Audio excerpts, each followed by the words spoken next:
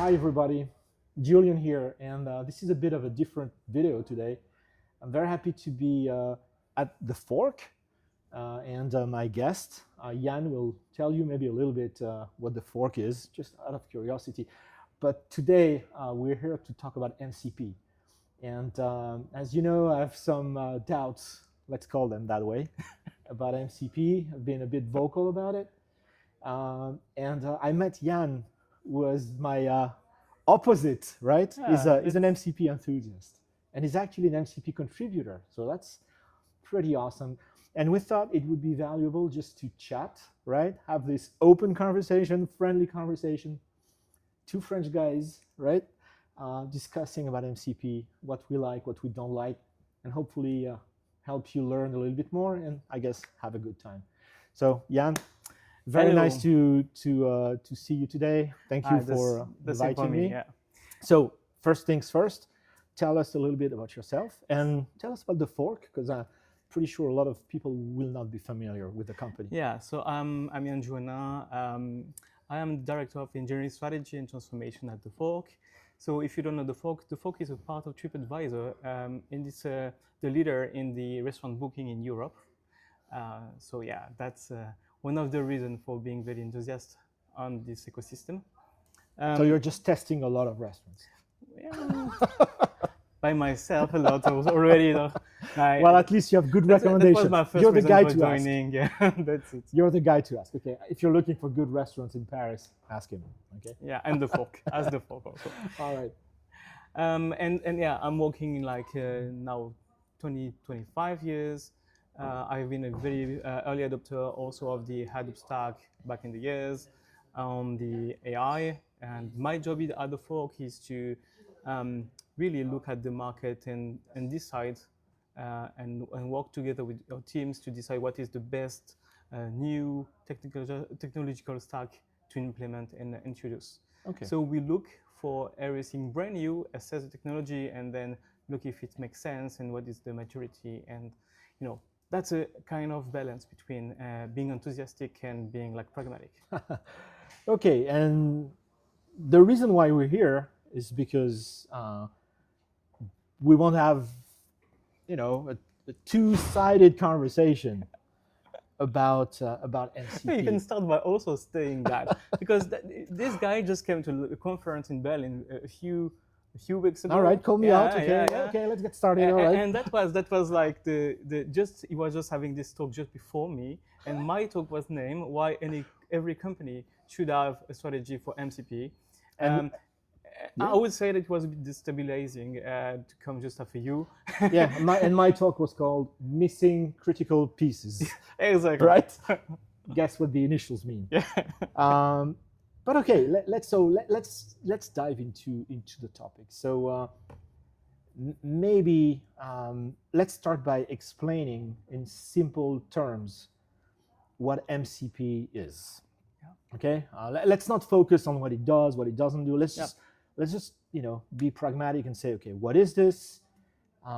What problem is it trying to solve? And from a technical perspective, what are we even talking about? Okay. Yeah. So I would say the baseline for MCP was to become the USB-C of AI. Mm-hmm. The idea behind MCP is if you have been experiencing implementation of agent, and you have, I would say, the need for connecting what they call tool, because that's the really basic semantic that every agent shares. If you have to implement a tool, which is providing some instruction to an agent to call a specific piece of code, let's call it that this way, then you encounter a lot of difficulties in the past where if you have multiple agents, usually you need to wrap up any of these tools by yourself. Which means that anytime your library will evolve, you may have to rewrap this tool again and again.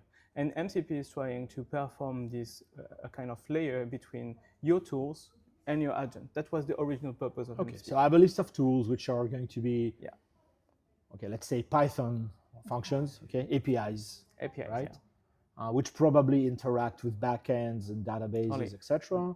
And they're available, and they do certain, business processes for us, business operations. And on the other side, I have agents, and in a perfect world, the agents would use MCP to discover what's available, Yep.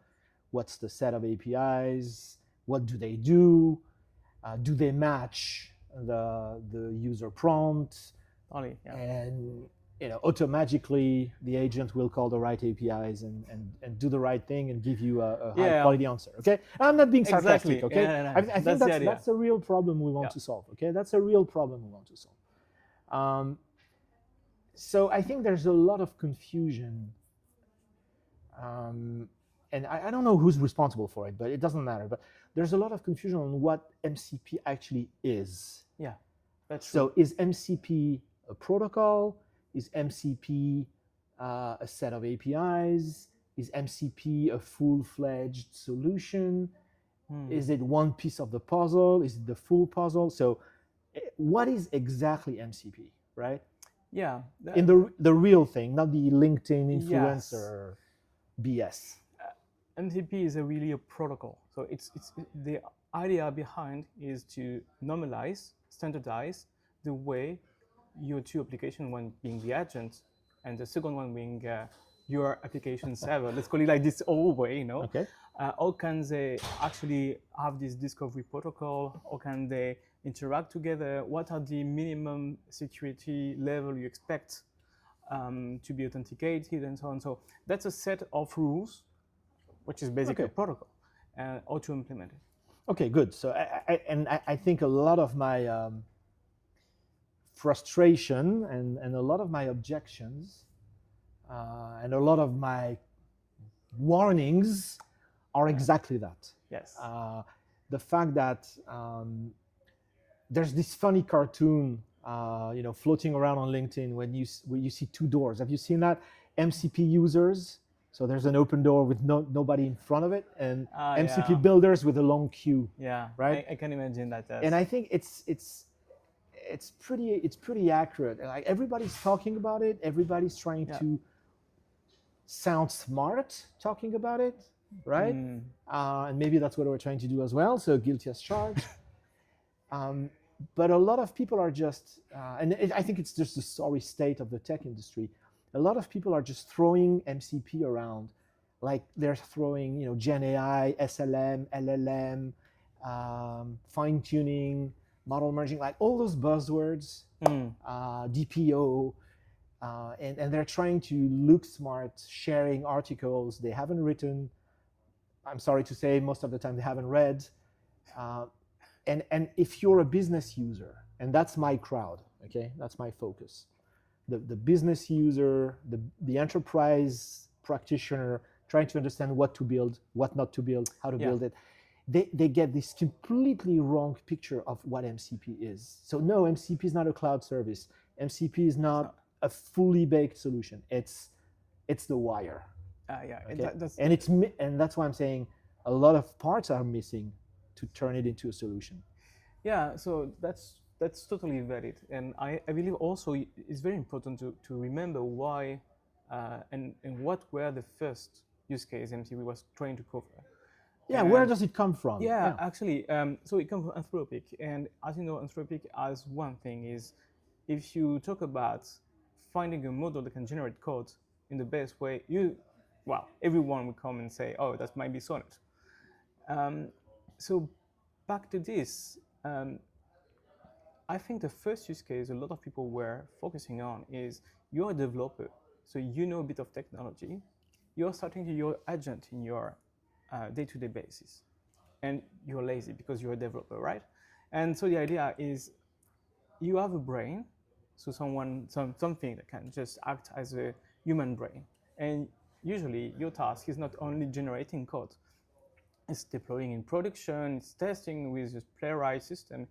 It's plenty of this task, and you want to be the most lazy person in the world. So you start looking for some arms, meaning something that can activate and make your AI activable and actionable. Right. And this is exactly the main purpose of MCP from the day first. Okay. And I think that's fine. I think, again, we have a million tools available to us. And I've been fighting for years the Swiss Army knife mentality. Watch my AWS videos, you'll hear me saying there's no single database that solves everything. Yeah. The reason why we need RDS and DynamoDB and everything else is because we have very different use cases. And at Hugging Face, you heard me say there's no single model that does the job, even if it's an open source model. And I think here it's really important to understand who created MCP and what kind of problem they were trying to solve for themselves and for their users and who their users are. Exactly. Right. And that's the path that has to be really clarified, because the day first when you start and say, oh look, this is very easy for a developer to use VS Code, and from VS Code they will be able to close a Jira ticket or add a comment or push a PR or push everything that you have to do day to day. Then having a way that your main provider like Jira, Atlassian, can bring their MCP server GitHub to connect, or GitLab anything. It's totally valid. Okay. And that's the original purpose. Yeah, and I think if you look at it that way, you're a developer, you have, like I said, hundreds of possible tools for code review and code versioning and everything else.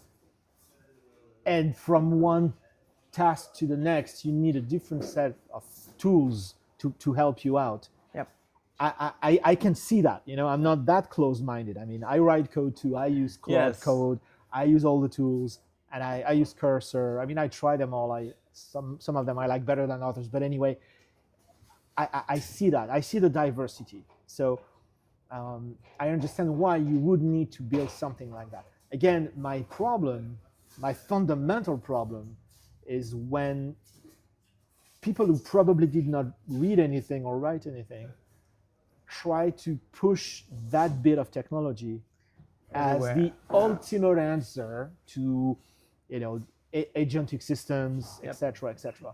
And let's take the opposite example. Okay, so let's worry about my enterprise dudes. Okay, who they have business processes and they don't change overnight, right? And I'm sure you have them here. Okay. Sure. Booking a table at a restaurant is a certain series of steps. Okay. It's safe to say it was the same set of steps 6 months ago, and it will probably be the same set of steps in 6 months. Okay. So you have IT systems, you have APIs. You need to go through step 1, 2, 3, 4 in that particular order, etc., etc. So the highly dynamic environment that you describe, okay, for developers, where you have hundreds of tools and you need to combine them in very different ways, often does not apply to, I would say, traditional API-driven or automation-driven workflows, and that's my problem. So what do you? I mean, am I wrong here, or no? Is it MCP? Uber Alice and so I just think that what you mentioned is, imagine you have a complex workflow composed of a bunch of calls of APIs. The non-deterministic way that any agent, any model will call your flow. At least at the moment, is not acceptable. So sure. you cannot say, okay, let's not write any workflow. Let's not write. Let's not let the agent figure it out. Stuff. Let the agent figure it out. Yeah, let the agent figure out. Well, for me, that's the same level of asking an agent to generate a prompt for another agent. Is without control. For sure, it's not what is a good practice. At some point, on the opposite, you can have some complex workflow that will, based on the context, require with a set of rules to call all this or this or this. Yeah. Okay. And in this case, not randomness, but more flexibility. More flexibility. Where you end up with this kind of diagram that implies a a forest of if, and no one wants to implement that like statically. And the second thing is you can also have this kind of problem, and you know that if you integrate with external provider where their process change, and you don't want to be the one implementing the change of the process. Yes. So that might fit some specific case.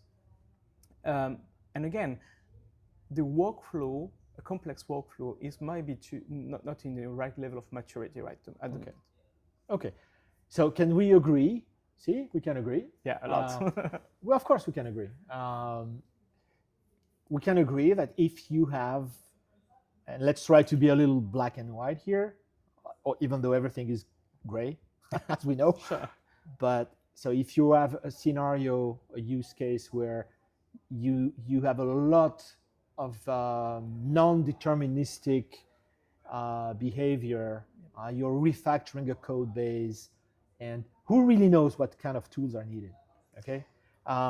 And you have a lot of tools, and they can be combined in very different, very creative ways, and it's very difficult to actually list what the vanilla steps would be. Then MCP makes sense, right? Yeah, in a way. And again, if you just remember the first case scenario is sometime you will have your Jenkins pipeline just failed. And actually you want to continue and deliver. Right. And there will be some log to analyze, some action to take, because maybe there was one action that was forgotten before, and you have to clear a state of something. Well, maybe in this kind of case, you end up with the system auto healing, and this is what you expect. I give you an example: test automation. How many times, if you try to do like a mobile test automation, you end up with a very uncommon state, because that's not predictable what happened with a device. Yeah. And then the vendors, they didn't build their system for you to test them. Right. So you end up with stuff like you're supposed to launch an app, and in the end the app is not showing up because there is a setting system, and you expect your agent to try to find a way to fix the situation. I believe this is the right kind of use case for your agent to have all the tools available and activate that on purpose. Okay, yeah. Well, when things get unpredictable and sometimes weird, and you need an agent to actually say, hey, wait, that's weird, how do I fix this? It's the benefit risk of developing resilient tasks. And on the other hand, when we have, I would say, fairly or very well defined workflows where we know the steps, there's no, things could fail, obviously, but there's no, going from A to B is a well mapped and well defined path. Then you don't really need you don't want the possible randomness of an agent. You want certainty that I'm going from A to B, doing step 1, step 2, step 3. Totally. And there's really zero value in having AI in the first place, right? Yes. Even if you have a conversational interface on top, you could just trigger an API call and get it done. That is valid, but I think the real problem is always the same. So you should not mix detecting the intent of the user, which is what AI start to do, and running a complete workflow. And if you look at what MCP is trying to do, you end up in designing APIs, tools that are really focusing, so an agent can use them. Right. It's when I see some people say, it's super simple. I have a gateway that is doing MCP to open an API. Well, in some cases that's very valid, but in other cases, especially you imagine a registration workflow, and you have to call A, B, C, D. No, in this case, I will mostly try to implement the workflow into an MCP tool, provide to the agent all the required parameters, maybe use elicitation, which is a mechanism to have back and forth in case there is something that fail and you want to recover. Yeah, I think that's a good point. And implement the logic inside my tool instead of letting just the API. Or rolling the dice. I agree. And that's also, because every time you call pure the agent, economical point of view, because the token level is crazy. Every time you use an agent, you roll the dice. Yeah, exactly. Yeah. So if you do need step 1, step 2, step 3, there's a strong chance the agent will do it most of the time, but not all of the time. So if you want to have the certainty, then either don't use agents at all, and you can use function calling. I actually like but at the function moment, calling. The problem is function calling in agentic world. Yes. Because whatever, you end up with implementing a tool. And you will have exactly the same behavior than with MCP. Yeah, exactly. So, okay. So I think now we understand a little bit what the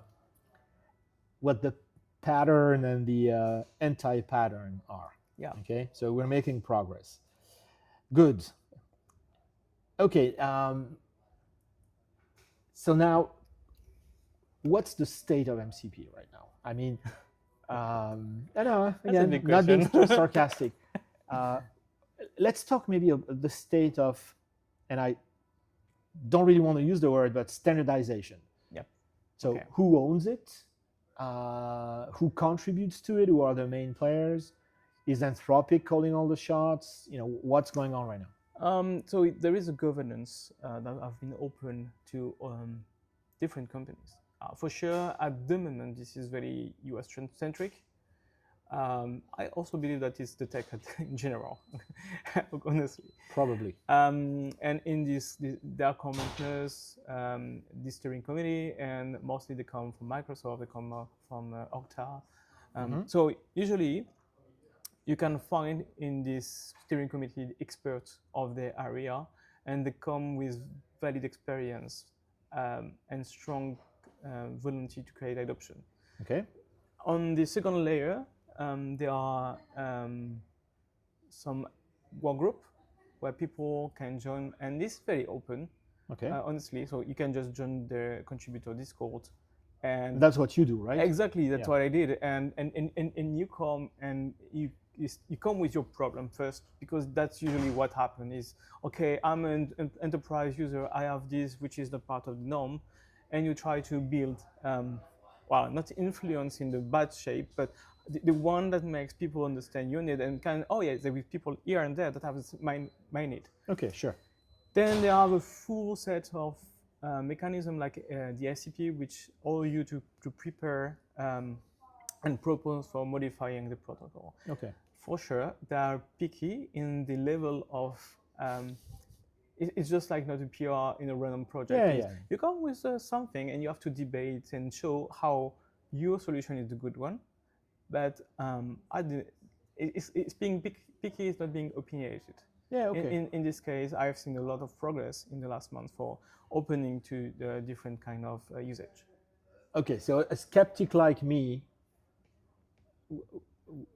can actually believe that even though this protocol was not born under the best stars, it was born under a bad sign, right? I don't know if you know that blues song, Born Under a Bad Sign. That's MCP. In terms of, engineering best practices, let's call them. So, okay, that's T0. There's a community. It's not just a couple of guys in a San Francisco office thinking they can solve problems at global scale without talking to users. Okay? No, they're actually listening. They are more than listening. They are looking at the market also, and they are, I think I never had this kind of meeting with people that are so experienced. Okay. So I can give you the example, just the basics of security. One of the we're getting to security. So, but let's talk about security. You cannot imagine that there was this moment where I have this problem with in TheFork just to find a good way to plug the authentication, and one of the I started discussing, and I was discussing with Aaron Parenke, and actually I have to say I was very naive because I didn't know the guy. Just the day later, I had this small talk, and we discussed the problem, and he tried to find solution. And we have this meeting together, and the next day I just realized this guy is the author of most of the OAuth RFCs. Yeah, okay, sure. So this is serious people with very open heart, let's say that this way, and patience.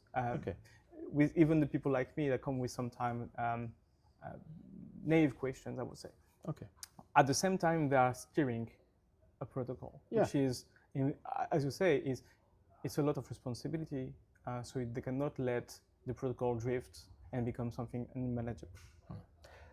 Okay, agreed. So let's talk about security. And again, in that now infamous blog post that I wrote, a lot of my points were about security, and I'll clarify it.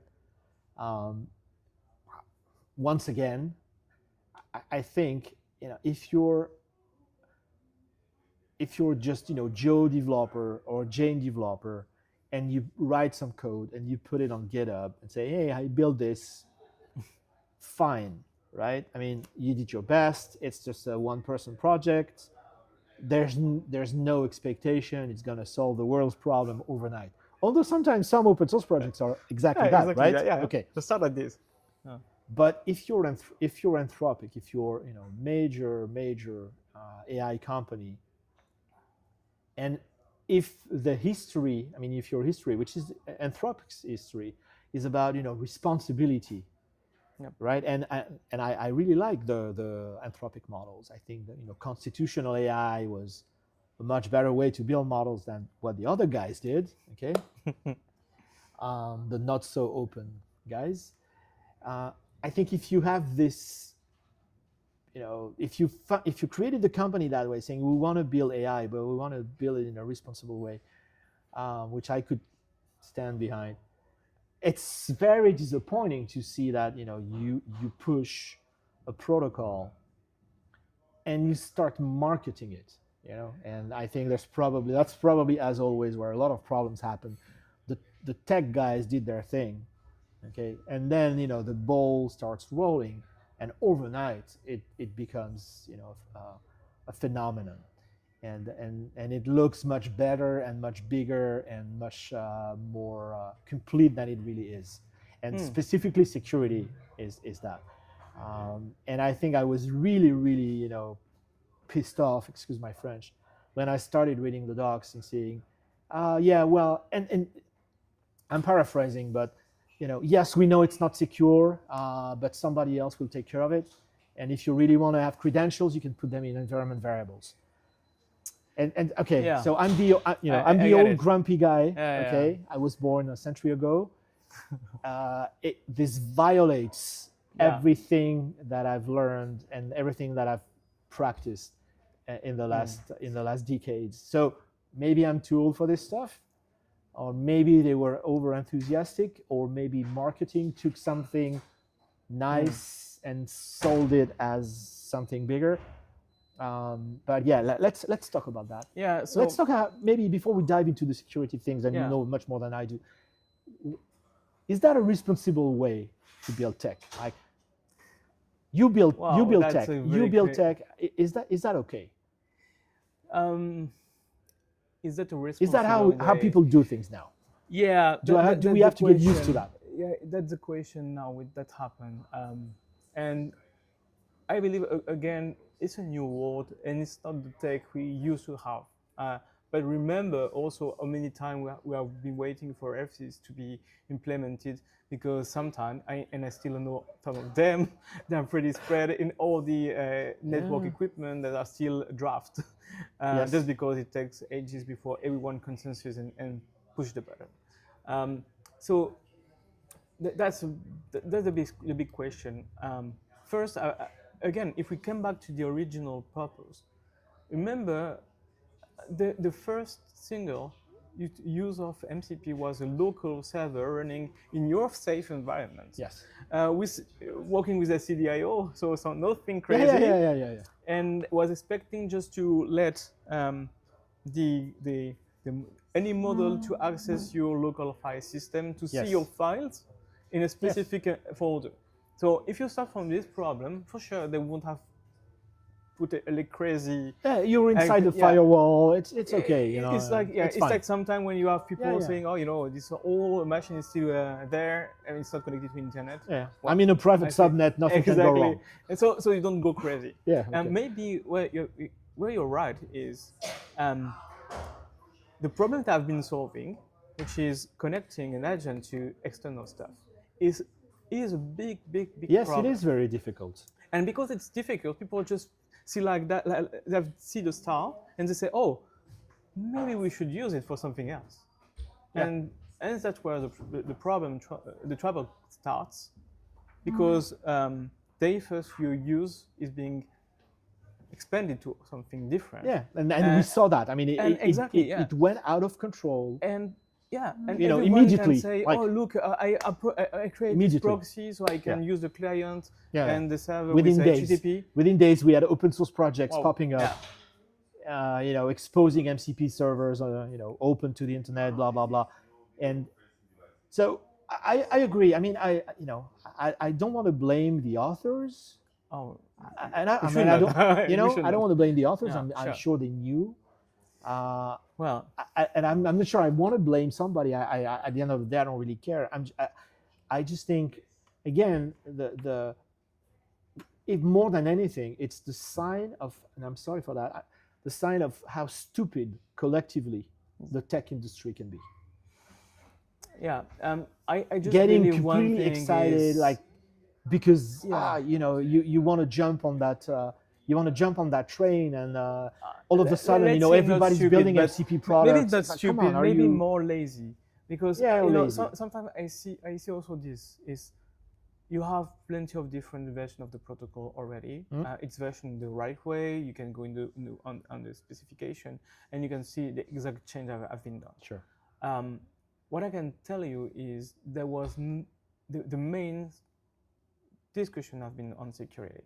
Even if you look right now, the way to correctly implement MCP, because you are expecting from the day for the usage to be a provider that will provide to anonymous user, or I mean a user that will start connecting from his machine or an agent or anything, and you are supposed to work with or anonymous user or user with credential. They have been implemented the last version of the OAuth protocol, and this is by the norm considered as a resource protected environment. So for me, this is not about the way to secure it mostly, because, and even I can tell you that implementing the security level is a bit complex, because you have to use the last technology, the safer one. So not all the providers will have that. Yes. Which is also a concern sometimes. But let's say it's for the good. For me, it's the fact that people still relying on the day first protocol to consider that compatible with MCP, and they won't implement the protocol. What's the minimum set of boxes you need to tick? And sometimes they say, yes, I have the thing MCP. is, will the user, you know, you look at all those MCP integrations, how does the user know what the guys actually built into the integration? Is security optional? Is it fully implemented? You know, it's a dangerous world out there. At the moment, I don't see that as a big problem, considering that most of the clients have been fixed, whatever happened. So this code will not connect to any unsecure implementation, or you will have to set that by yourself. So you take the risk. Is like, okay, do you want to disable your production in your Mac and install something of an interested source? First, if you do it, you're supposed to know, and sometimes that's how the work. What I'm a bit more feeling bad is anyone stating that you use MCP even with the worst implementation. And if you try to connect that to most of the clients, it will not work. But still, they're advertising that. And for sure, there are some people that want to also use this hype to do some research papers sometimes. And they will just write a simple MCP detector stuff. So they will just find 100 of servers with lack of authentication, no HTTPS, basic, you know. And they will say, you see, it's not secure because there are 25% of the servers on the internet are not secured. But the truth is you cannot connect that to a client. So you know, it's also hype in, I think, also for the pessimistic people. Okay, I agree. I agree. I think, of course. I think you're right. And so I think the conclusion here is, you know, it's client-server communication. So if you're writing the client and you're writing the server, well, you have full control. And if you're inside the firewall, you can keep things plain and simple if you want. But if you're using an existing client, and if you're using existing servers, you need to do homework, right? And I think if you remember, I'm sure you know that. You remember the SIP hype also back in the voice, yes, digital of voice. Course. No one was implementing the protocol correctly, and just building something that can work between clients server was maze. Well, no, it's not. It's really better here, but still, the implementation, if you don't use a official client or official server, can drift and you can have unexpected results. So in the next, I don't know, 6 months, does this mean that we'll mostly see, I would say, vertically integrated implementations? So we'll see, a client built by X and a set of servers built by X, and they will work very nicely together because obviously they're compatible. Is this where we're going?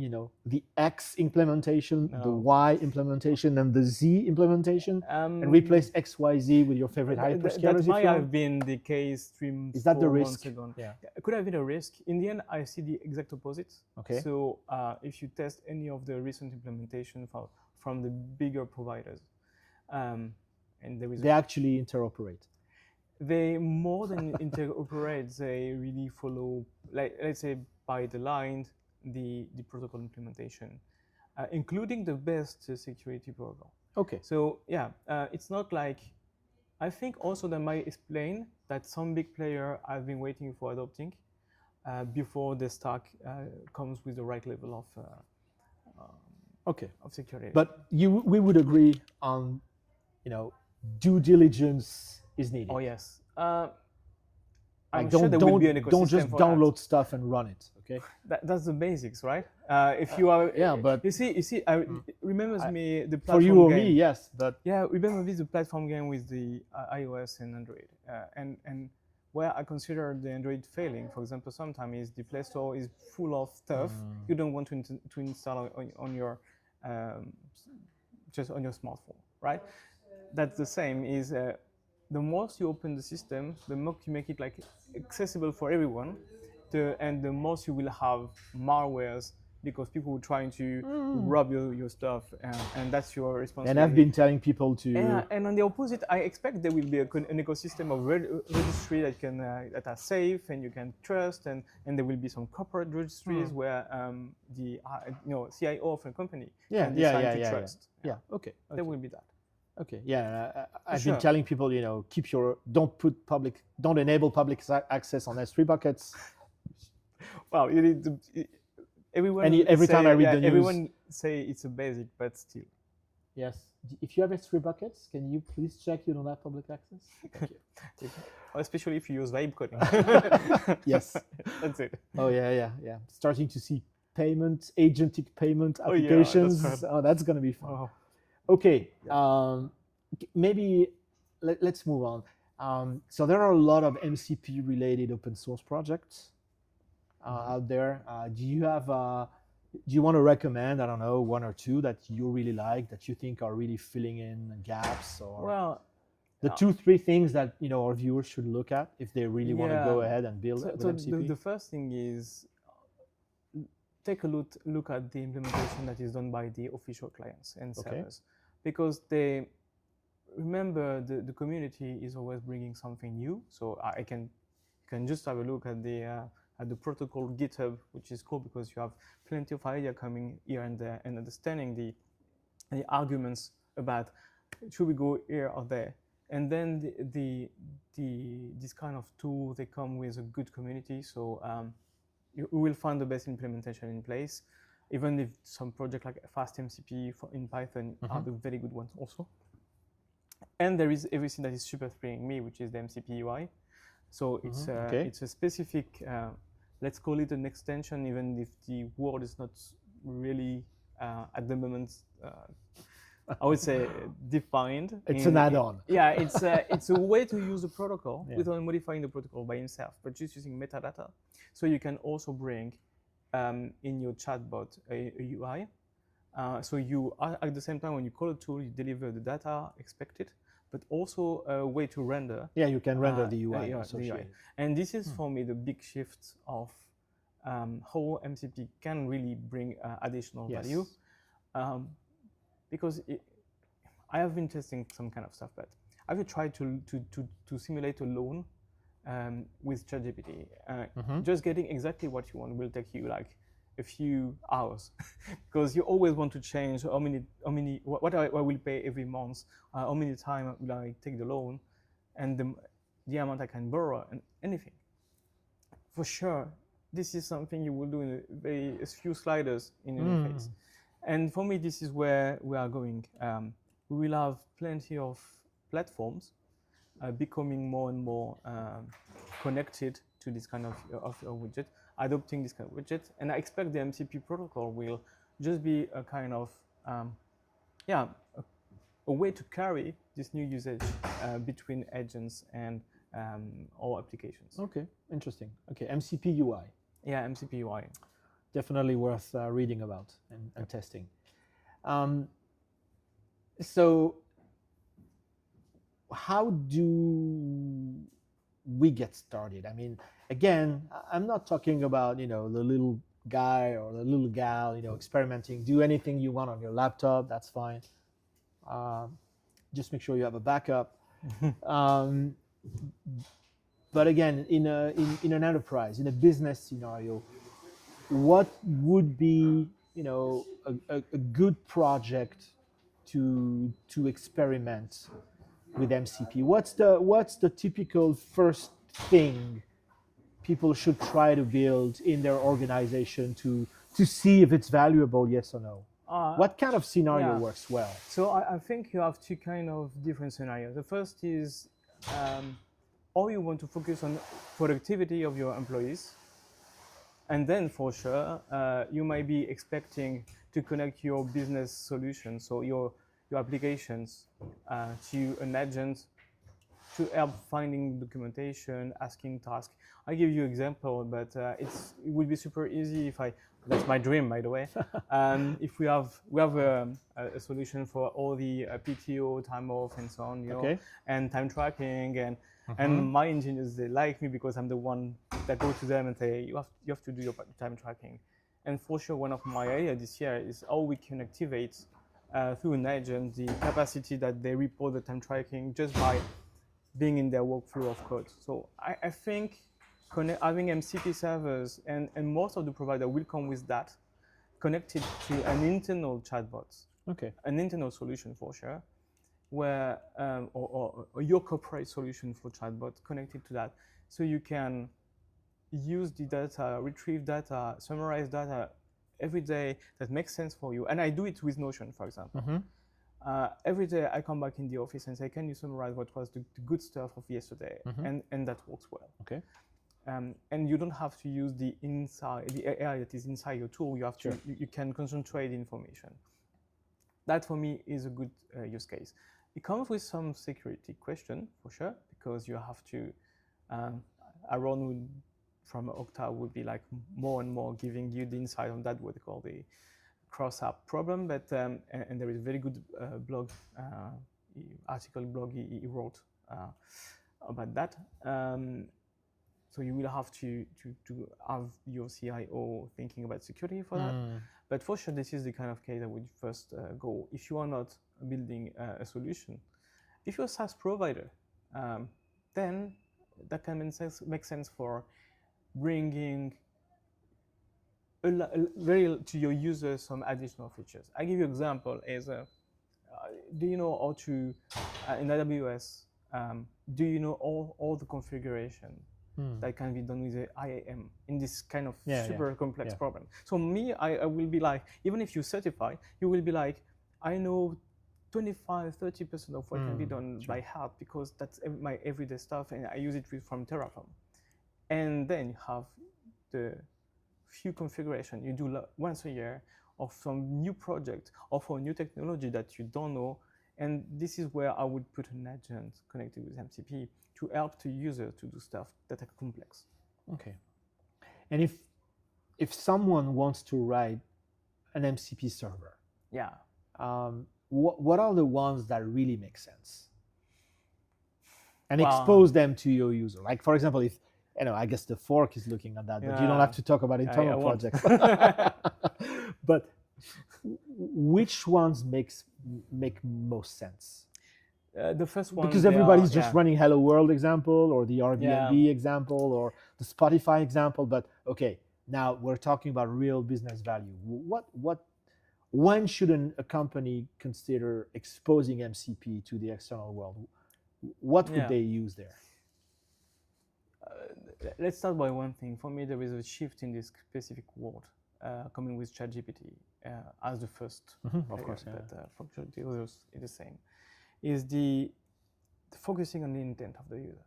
That's the first thing. Is you have to forget the old war that was, I will create a web. Let's back to 2000, where we create websites and we create anti-pattern so people can buy what we want them to buy, not them what they need.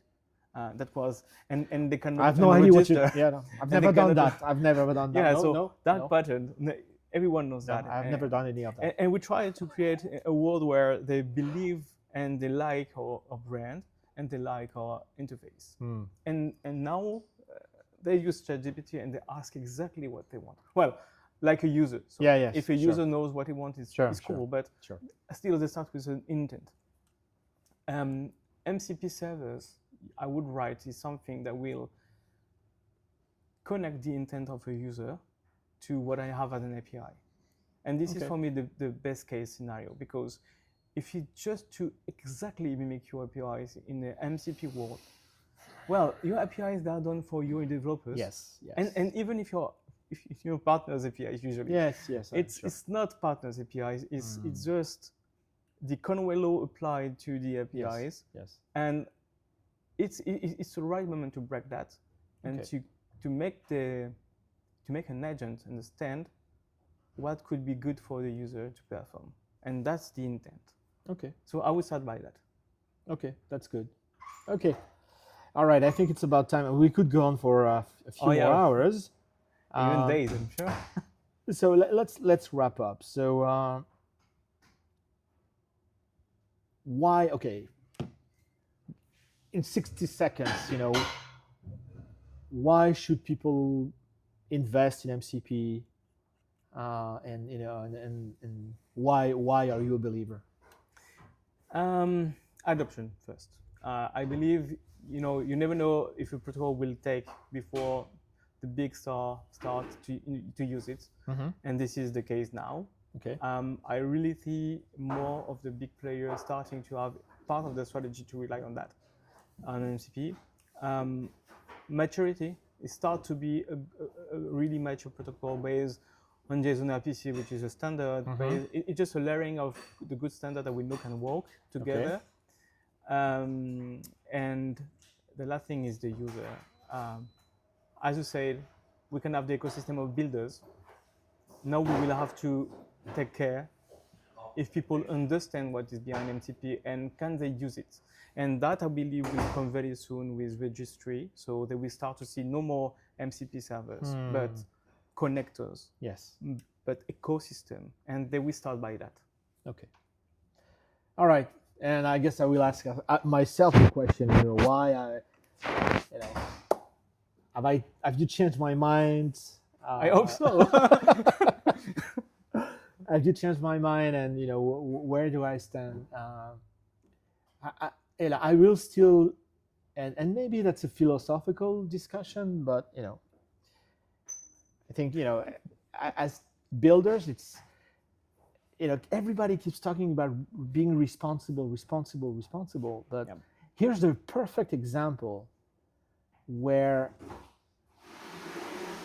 that launch I don't think was responsible. Okay, I think when the internet was built, in the late 60s, early 70s, it was a different world. Oh, really?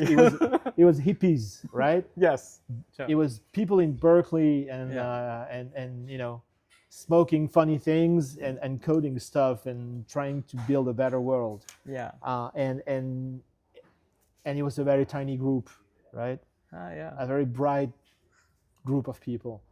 Now it's really different. I mean, the world is much more complicated. It's much more dangerous. I mean, IT, AI, everything's connected.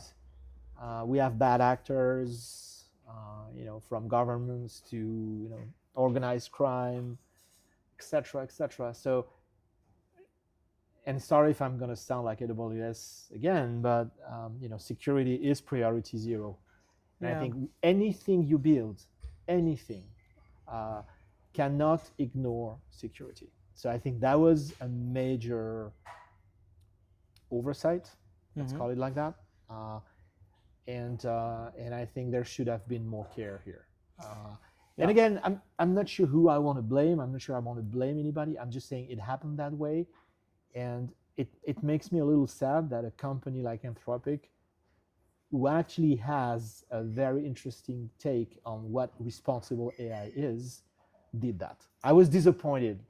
Yeah, I was disappointed more totally than anything. get it. I'm still wondering. But anyway, I'm still wondering what will happen if they come with something that is looking more like super safe with an app store. Sure.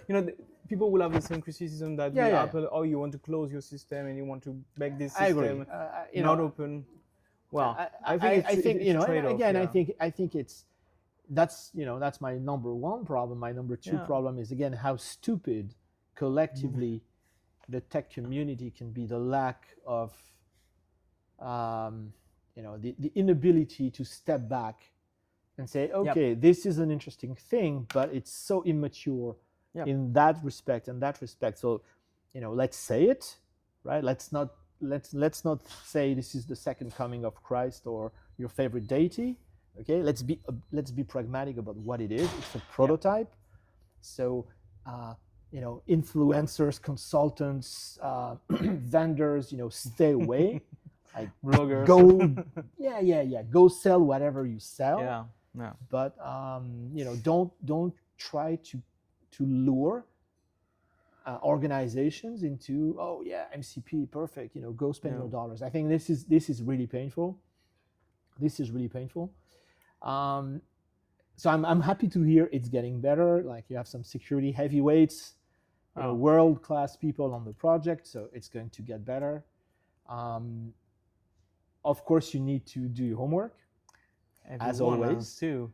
Right? But the same way that when you select a model is, yes, you cannot just randomly do it. Yes, don't blindly trust what stupid evangelists tell you. Do the homework, do your test. If you're working with a client, look at what the client actually implements. Yep. If you're building a server, make sure to add security, and especially if you have data stores connected to it. Totally. So again. And test. Yeah, and test. So evaluate. Yes. Because that's the new. Evaluate and observe. Best practices apply, and I keep saying, it's not different this time. It's never different this time. It's not. So all the best practices apply. So I think MCP will become a thing. Okay. I think it's already, but but I'm sure that will. If I consider that big today, will be huge tomorrow. Yeah. So I think it will be. It's here to stay. Whether I like it or not, that's irrelevant. I'm just a very pragmatic guy, so I'll keep reading the specs. Maybe I'll keep asking you questions, and I'll pay a very close attention to anything related to security, because again, I work a lot with enterprise customers, and that's always the first question they ask. Sure. And as it should be, because it's their data, it's their company data, it's compliance, regulation. Some parts of the world are stricter than others, and nobody wants to go in jail, right? That's it. Especially for MCP. So yeah, I'll keep and I encourage you to keep watching, keep reading, be smart. Be smart. That's the thing. Do the homework. Be smart, and figure out if you can actually build something useful with that. Okay, and I think that's a good conclusion. And we can see you in 6 months, so we can debrief that. We'll keep in touch. We'll have another lunch in 6 months, and see where we stand, and maybe I'll change my mind. I am. You really will. I am. Sure. My wife would disagree, but I am actually capable of changing my mind, at least on technical topics. Okay. So Good. Yann, thank See you you. so much. Thank you for having me today. Go check out TheFork if you're looking for restaurants. And this is not a sponsored video, just to make it clear. Okay. Yeah. We just happen to be in the office today. And I'll see you soon with more content and hopefully more interviews. If you like those, let me know. I'll do more. Okay. See you. Bye-bye. Thank you.